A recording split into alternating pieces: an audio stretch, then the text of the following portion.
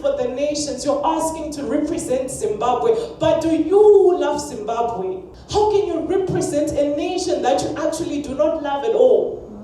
How do you represent a nation that you don't pray for? How do you represent a nation that you don't watch over?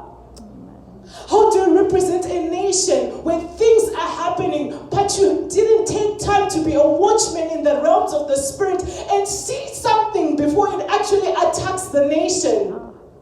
Because if you're a watchman, what it means is that then you'd be seated on a wall, like the binoculars of that nation, watching over that nation, so that you could trace the enemy, you could see the enemy even before he comes close, and be able to say, guys who are down there, let us prepare ourselves for war.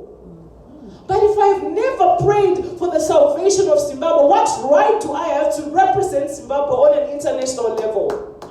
What right do you have to represent God on an international level if you haven't represented Him in your community, in your church, in your family? You don't have that right. You want the things that come with serving God, but you don't love God. You want the things that make you look important. You want to be in the VIP seat. You want to be one of those people where people have to stand up to welcome you. But if you were to die today, would you be welcomed into the kingdom of heaven? Life is not about VIP seats. It is not about VIP seats. Life is more than that.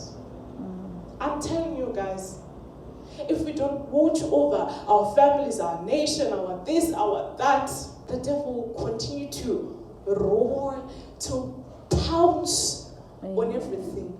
Yet we are sleeping. A little sleep, a little slumber, and poverty will fall upon you like a vagabond. Not only poverty, but every other bad thing will fall upon you. Because you just don't care. You literally do not care. You only care about yourself.